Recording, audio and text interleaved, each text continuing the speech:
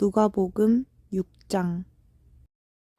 안식일에 예수께서 밑밭을 지나가시는데 제자들이 밀 이삭을 잘라 손으로 비벼 먹었습니다. 그러자 몇몇 바리새파 사람들이 말했습니다. 당신들은 왜 안식일에 해서는 안 될 일을 하는 것이요? 예수께서 그들에게 대답하셨습니다. 다윗과 그 행위이 공주렸을 때 다윗이 한 일을 읽어보지 못하느냐? 다윗이 하나님의 집에 들어가 제사장만 먹게 돼 있는 진설병을 자신이 먹고 또 자기 일행에게도 나눠주지 않았느냐? 그러고 나서 예수께서 바리새파 사람들에게 말씀하셨습니다. 인자는 안식일의 주인이다. 또 다른 안식일에 예수께서 회당에 들어가 가르치셨는데 거기에 오른손이 오그라든 사람이 있었습니다. 바리새파 사람들과 율법 학자들은 예수를 고소할 구실을 찾으려고 안식일에 예수께서 병을 고치시는지 안 고치시는지 엿보고 있었습니다. 그러자 예수께서는 그들의 속마음을 꿰뚫어 보시고 손이 오그라든 사람에게 말씀하셨습니다. 일어나 앞으로 나오너라. 그러자 그가 일어나 앞으로 나왔습니다. 그리고 예수께서 그들에게 대답하셨습니다. 내가 너희에게 묻겠다. 안식일에 선한 일을 하는 것과 악한 일을 하는 것 중 어느 것이 옳으냐? 사람을 살리는 것과 죽이는 것 중 어느 것이 옳으냐? 예수께서는 그들 모두를 둘러보고는 그 사람에게 말씀하셨습니다. 내 손을 펴보아라. 그가 손을 펴자 그의 손이 회복되었습니다. 그러자 그들은 화가 나서 예수를 어떻게 해야 할지 서로 의논했습니다. 그 무렵 예수께서 기도하시기 위해 산으로 올라가 밤을 새워 하나님께 기도하셨습니다. 날이 밝자 예수께서는 제자들을 불러 그중 12명을 뽑아 사도로 부르셨습니다. 예수께서 베드로라 이름을 지으신 시몬과 그 동생 안드레, 그리고 야고보, 요한, 빌립, 바돌로메, 마태, 도마, 알페오의 아들 야고보, 열심당원으로 불린 시몬, 야고보의 아들 유다, 배반자가 된 가롯 유다였습니다. 예수께서 제자들과 함께 산에서 내려와 평지에 서 계셨습니다. 거기에는 제자들의 큰 무리가 있었고 또 온 유대와 예루살렘과 두로와 시돈의 해안 지방에서 모여든 많은 백성들이 큰 무리를 이루고 있었습니다. 그들은 예수의 말씀도 듣고 자기들의 병도 고치고자 몰려온 사람들이었습니다. 더러운 영들에게 시달리던 사람들도 있었는데 그들은 낫게 됐습니다. 그러자 사람들은 모두 예수를 만져보라고 했었습니다. 예수에게서 능력이 나와 그들을 모두 고쳐주었기 때문입니다. 예수께서 눈을 들여 제자들을 보시며 말씀하셨습니다. 너희 가난한 사람들은 복이 있으니 하느님 나라가 너희의 것이다. 너희 지금 굶주리는 사람들은 복이 있으니 너희가 배부르게 될 것이다. 너희 지금 울고 있는 사람들은 복이 있으니 너희가 웃게 될 것이다.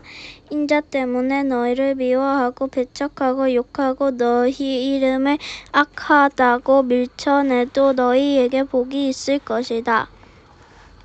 그날에는 너희가 기뻐하고 즐거워하라. 하늘에서 너희 상이 크기 때문이다. 그들의 조상들도 예언자들에게 이렇게 대했다. 그러나 너희 지금 부요한 사람들은 화나 있다. 너희가 이미 너희의 위로를 다 받았기 때문이다. 너희 지금 배부른 사람들은 화가 있다. 너희가 굶주리게 될 것이기 때문이다. 너희 지금 웃고 있는 사람들은 화가 있다. 너희가 슬퍼하며 울 것이기 때문이다. 모든 사람에게 칭찬받는 사람들은 화가 있다. 그들의 조상들도 거짓 예언자들에게 이렇게 대했다. 그러나 내 말을 듣는 너희에게 내가 말한다. 너희 원수를 사랑하라. 너희를 미워하는 사람들에게 잘해주라. 너희를 저주하는 사람들을 축복하고 너희에게 함부로 대하는 사람들을 위해 기도하라. 누가 네 뺨을 때리거나 다른 뺨을 돌려내라. 누가 네 겉옷을 빼앗아가고 속옷까지 가져간다 해도 거절하지 말라. 누구든지 달라고 하면 주고 네 것을 가지면 돌려받겠다고 하지 말라. 너희가 남에게 대접을 받고자 하는 대로 남을 대접하라. 자기를 사랑해주는 사람들만 사랑하면 무슨 칭찬이 있겠느냐. 죄인들도 자기를 사랑해주는 사람들을 사랑한다. 잘해주는 사람들에게만 잘해준다면 무슨 칭찬이 있겠느냐. 죄인들도 그만큼은 한다. 돌려받을 생각으로 남에게 꾸어주면 무슨 칭찬이 있겠느냐. 죄인들도 고스란히 돌려받을 생각으로 다른 죄인들에게 빌려준다. 그러나 너희는 원수를 사랑하고 잘해주며 돌려받을 생각 말고 빌려주라. 그러면 너희 상이 클 것이고 너희가 지극히 높으신